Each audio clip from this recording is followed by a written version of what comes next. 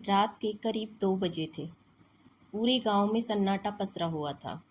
दूर कहीं कुत्ते के भौंकने की आवाज़ आ रही थी और तेज हवा के कारण पुराने मकान के दरवाजे बार बार चरमराकर खुलने की कोशिश कर रहे थे। उसी मकान के एक कमरे में कमला अचानक घबराकर उठ बैठी। उसके माथे पर पसीना था और सांसें तेज चल रही थी। उसने अंधेरे में अपने पति हरिराम को देखा और कांपती हुई आवाज़ में बोली, सुनो जी, उठो। मुझे लगता है आंगन में कोई है। हरिराम ने नींद में ही करवट बदली और बोला, कमला, रात के 2 बजे कौन होगा, सो जा। लेकिन तभी आंगन से आवाज़ आई, छप छप छप, जैसे कोई नंगे पैर गीली जमीन पर चल रहा हो। कमला ने हरिराम का हाथ कसकर पकड़ लिया। मैंने कहा था ना, हमारे घर पर कुछ ठीक नहीं है। हरिराम ने उसकी तरफ देखा और बोला, फिर शुरू हो गई तू। हर आवाज़ भूत नहीं होती। लेकिन कमला की आंखों में डर उतर चुका था। उसे क्या पता था कि यह डर कुछ ही महीनों में उसके पूरे परिवार को बर्बादी के किनारे खड़ा कर देगा। कमला का परिवार गांव में इज्जतदार परिवार था। पति हरिराम की बाजार में कपड़ों की छोटी सी दुकान थी। उनका बड़ा बेटा मोहन शहर में नौकरी करता था और छोटी बेटी पूजा कॉलेज में पढ़ती थी। घर में हरिराम की बूढ़ी माँ जमुना देवी भी रहती थी। परिवार अमीर नहीं था, मगर घर में प्यार था। हरिराम हमेशा कहता रहता था, पैसा कम हो तो कोई बात नहीं, घर में चैन होना चाहिए। मोहन हंसकर कहता, बाबूजी, बस कुछ साल और, फिर मैं इतना कमाऊंगा कि आपको दुकान पर बैठने की ज़रूरत नहीं पड़ेगी। पूजा कहती, और मैं डॉक्टर बनूंगी, फिर माँ बाबूजी को कभी दवा के लिए परेशान नहीं होना पड़ेगा। इन बातों को सुनकर कमला मुस्कुराती थी। लेकिन कमला की एक आदत ऐसी थी जो धीरे धीरे पूरे परिवार के लिए मुसीबत बनने वाली थी। वह अंधविश्वासों पर बहुत ज़्यादा विश्वास करती थी। रास्ते में बिल्ली आ जाए तो वह काम रोक देती। किसी ने कह दिया कि घर के बाहर नींबू मिर्च नहीं है तो नज़र लग जाएगी, तो वह तुरंत नींबू मिर्च टांग देती।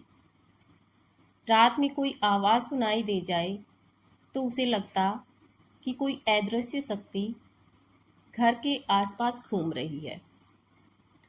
हरिराम उसे समझाता, कमला, दुनिया बदल गई है। हर चीज़ का कोई ना कोई कारण होता है। लेकिन कमला हमेशा कहती, आप नहीं मानते तो मत मानिए। मुझे जो सही लगता है मैं वही करूँगी। एक दिन गांव में एक नया बाबा आया। उसका नाम था त्रिलोचन बाबा। लंबी दाढ़ी, लाल कपड़े, माथे पर बड़ा सा टीका और गले में कई मालाएं। बाबा ने गांव के बाहर एक छोटा सा डेरा बना लिया। कुछ ही दिनों में उसके बारे में बातें फैलने लगी कि वह लोगों की परेशानियां बिना पूछे बता देता है। कोई कहता कि बाबा ने उसकी बीमारी पहले ही बता दी थी। कोई कहता कि उसने घर पर लगी बुरी नज़र उतार दी। गांव के लोग धीरे धीरे उसके पास जाने लगे। कमला ने भी कई बार बाबा के बारे में सुना, लेकिन वह पहली बार तब उसके पास गई जब उसकी बेटी पूजा कॉलेज से लौटते समय सड़क पर बेहोश होकर गिर गई। डॉक्टर ने बताया कि पूजा ने ठीक से खाना नहीं खाया था और कमजोरी के कारण उसे चक्कर आ गया। लेकिन पड़ोस की शांति चाची ने कमला से कहा, तू इसे बाबा के पास ले जा, मुझे तो कुछ गड़बड़ लग रही है। कमला के मन में डर बैठ गया और वह पूजा को लेकर बाबा के पास पहुंच गई। बाबा ने पूजा को कुछ देर देखा, फिर आंखें बंद कर ली। अचानक उसने गहरी आवाज में कहा, इस लड़की के ऊपर भारी साया है। कमला का चेहरा सफ़ेद पड़ गया। उसने घबराकर पूछा, कैसा साया बाबा? बाबा ने जवाब नहीं दिया। कुछ देर बाद उसने पूछा, तुम्हारे घर में कोई पुरानी चीज है? कमला ने कहा, हाँ, मेरी सास के पास एक पुरानी संदूकची है। बाबा ने तुरंत आंखें खोल दी और बोला, उसे घर से बाहर कर दो, उसी से तुम्हारे घर में परेशानी आ रही है। कमला ने पूछा, लेकिन उसमें क्या है? बाबा बोला, जो चीज़ तुम्हें पता नहीं उसे जानने की कोशिश मत करो, बस उसे घर से निकाल दो। कमला उस दिन घर लौटते ही संदूकची के सामने खड़ी हो गई। जमुना देवी ने उसे देखते ही कहा, बहू, इसे मत छूना, इसमें मेरे पति की पुरानी चीज़ें हैं। कमला ने पूछा, माँ, इसमें ऐसा क्या है? जमुना देवी बोली, कुछ पुराने कपड़े, तस्वीरें और तुम्हारे ससुर की घड़ी। कमला ने कहा, बाबा ने कहा है इसे घर से निकालना पड़ेगा। जमुना देवी ने गहरी सांस ली और बोली, बहू, तुम्हें सच में लगता है कि इस संदूकची में तुम्हारे परिवार की बर्बादी छिपी है? कमला ने जवाब दिया, बाबा झूठ नहीं बोलते। तभी हरिराम वहां आ गया। उसने सारी बात सुनी और गुस्से में बोला, बस करो कमला, कौन बाबा और किस बात का साया? मेरी माँ के पति की यादें इस संदूक में हैं, तुम उन्हें अशुभ कह रही हो। कमला बोली, मैं परिवार बचाने की कोशिश कर रही हूँ। हरिराम ने कहा, परिवार डर से नहीं बचता, समझदारी से बचता है। मगर कमला ने उसकी बात नहीं मानी। उसने संदूकची बाहर रखवा दी और अगले दिन बाबा के पास ले गई। बाबा ने उसे देखते ही कहा, इसे नष्ट करना होगा। कमला ने वैसा ही किया। जमुना देवी की आंखों में आंसू आ गए। उस दिन पहली बार उस घर में ऐसा झगड़ा हुआ कि पड़ोसी तक सुनने लगे। कुछ दिन बीते, फिर मोहन की नौकरी चली गई। कंपनी में कर्मचारियों की छटनी हुई थी। मोहन उदास होकर घर आया और माँ से बोला, माँ, मेरी नौकरी चली गई।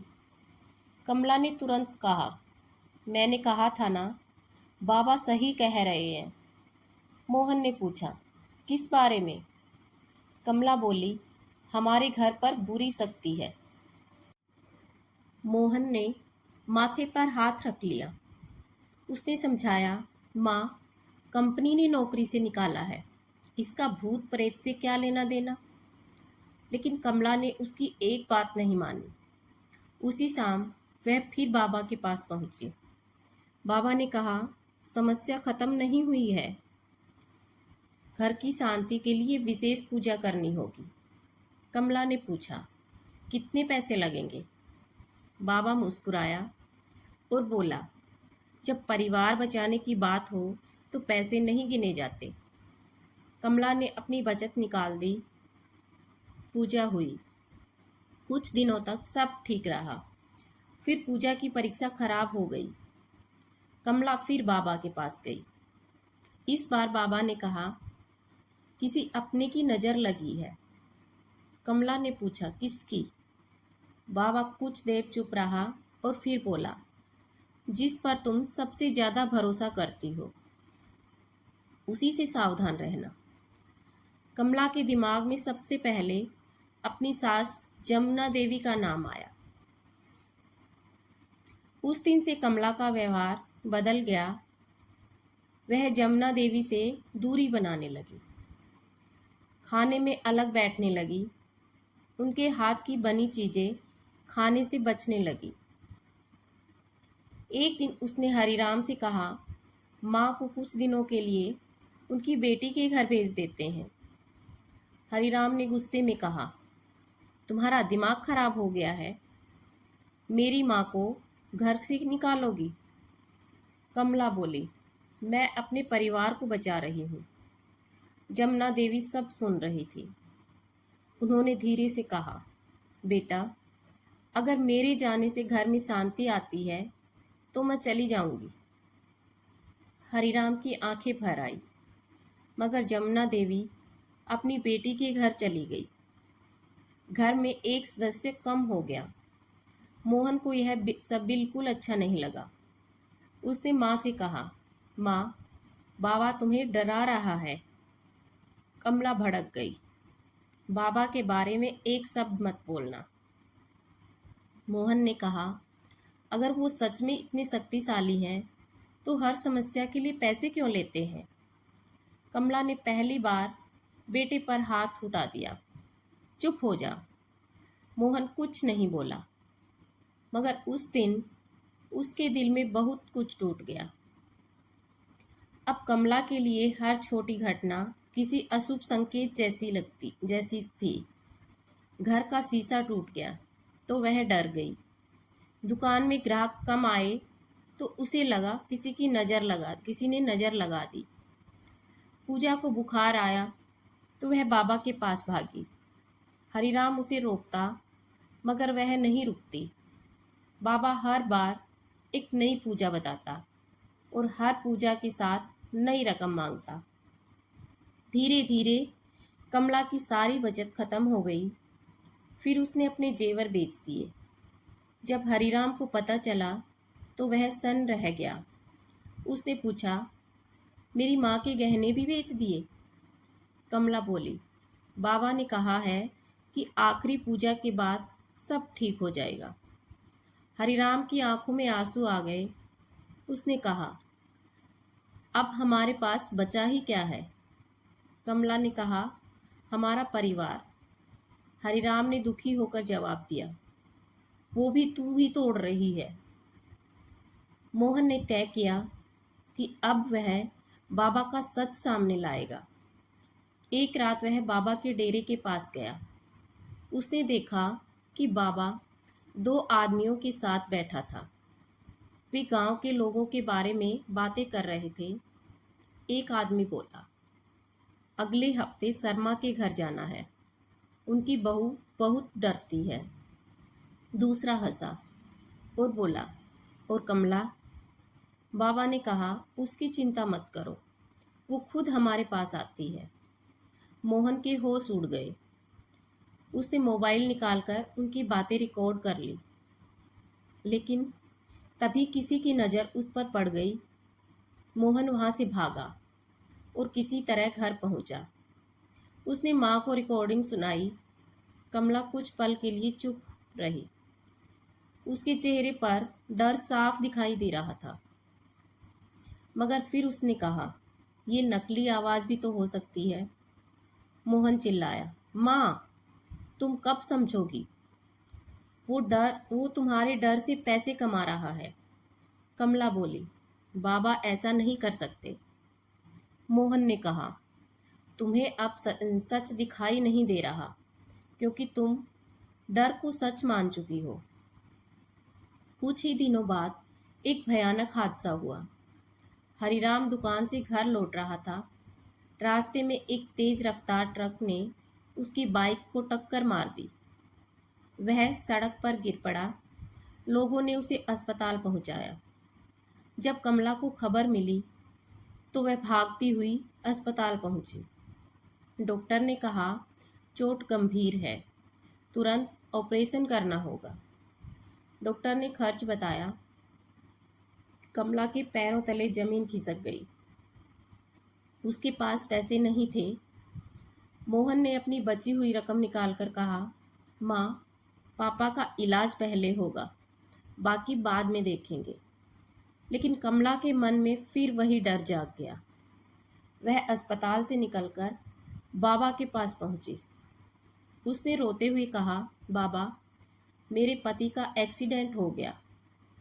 बाबा ने आंखें बंद की और गंभीर आवाज़ में कहा, ये दुर्घटना नहीं है, तुम्हारे परिवार पर बहुत बड़ा संकट है।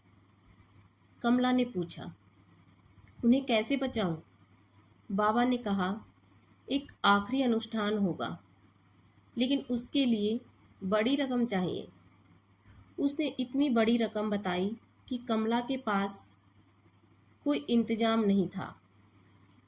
तब बाबा ने कहा, तुम्हारे पास गांव के बाहर वाली ज़मीन है, उसे बेच दो। परिवार बचाना है तो आज बलिदान देना होगा। कमला जमीन बेचने के कागज लेकर घर पहुंची। मोहन ने कागज देख लिए। उसने माँ का हाथ पकड़ लिया और कहा, माँ, ये जमीन पापा ने हमारे भविष्य के लिए बचाई थी। कमला चिल्लाई, तू अपने पिता को मरते देखना चाहता है? मोहन की आंखों से आंसू निकल आए। उसने कहा, मैं अपने पिता को बचाना चाहता हूँ, इसलिए अस्पताल चलो, बाबा के पास नहीं। कमला बोली, बाबा ने कहा है। मोहन ने बीच में ही चीख कर कहा, बस। घर में सन्नाटा छा गया। मोहन ने कांपती आवाज में कहा, बाबा ने तुम्हारा डर खरीदा है माँ। वो तुम्हें तुम्हारे खिलाफ कर रहा है।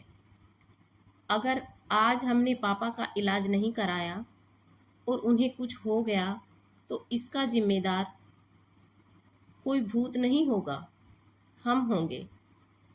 कमला के हाथ से जमीन के कागज नीचे गिर गए।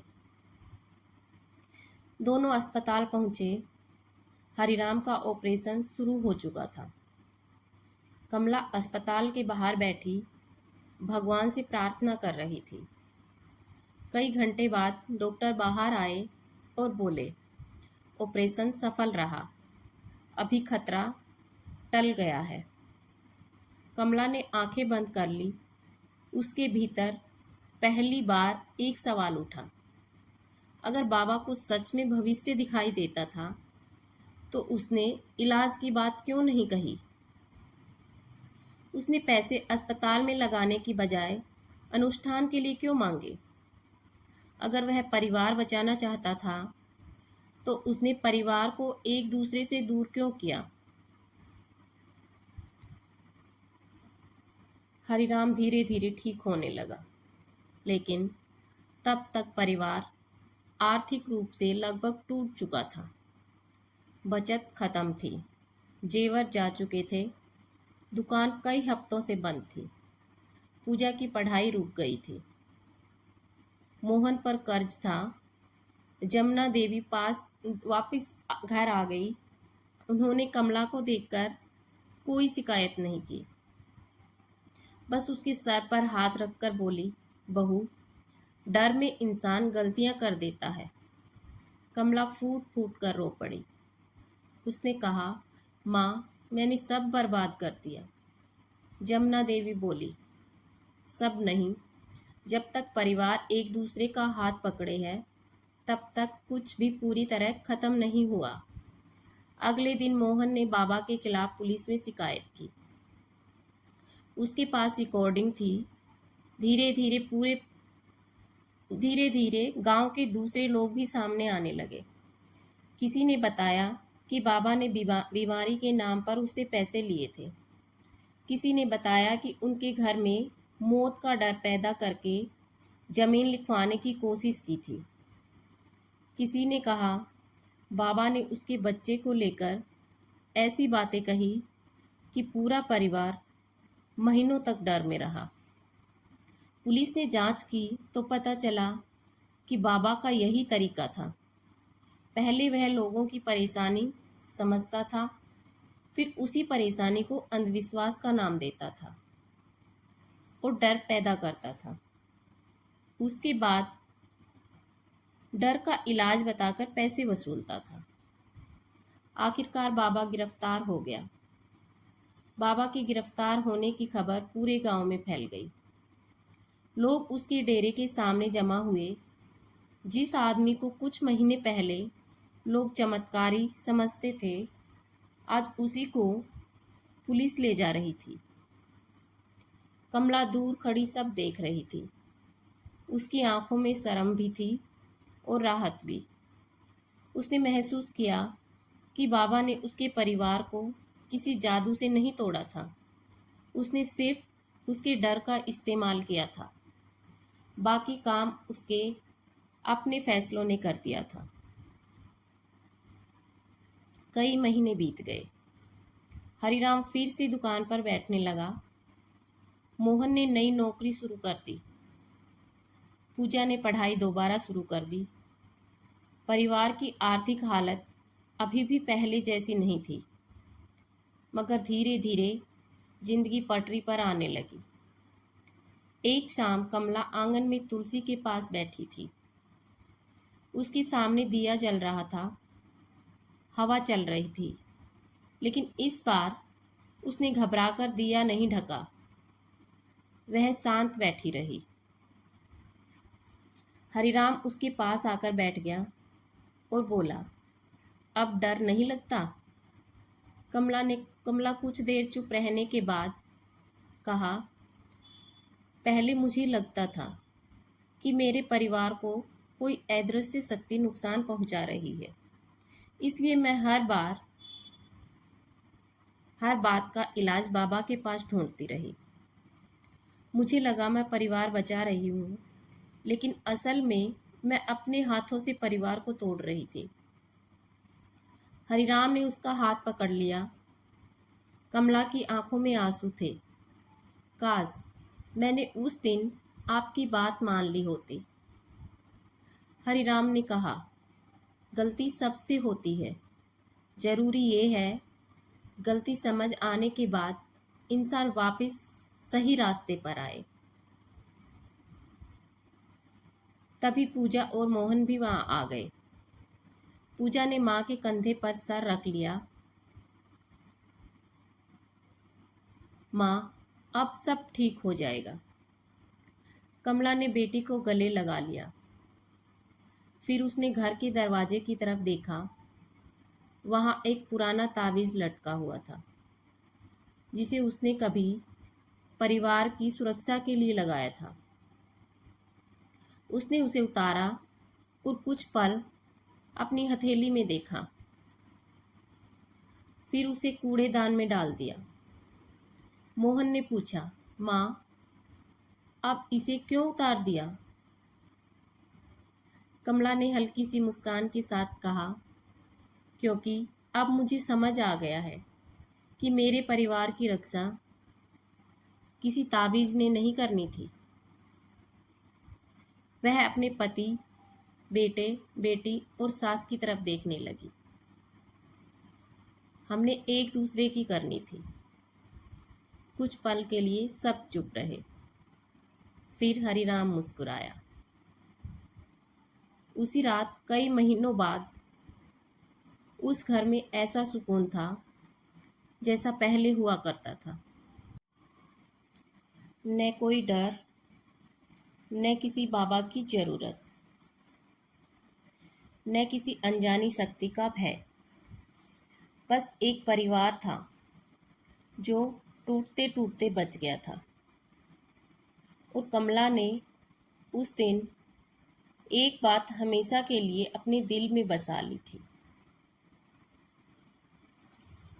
विश्वास इंसान को मजबूत बनाए तो वह आस्था है, लेकिन जब कोई आपके डर का फ़ायदा उठाकर आपके फैसले, पैसे और रिश्ते अपने हाथ में लेने लगे तो वह आस्था नहीं, अंधविश्वास और शोषण है।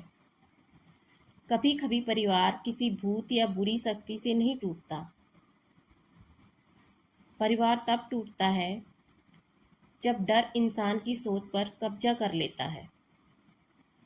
और कमला के परिवार ने अपनी कीमत देकर यह सच सीखा था।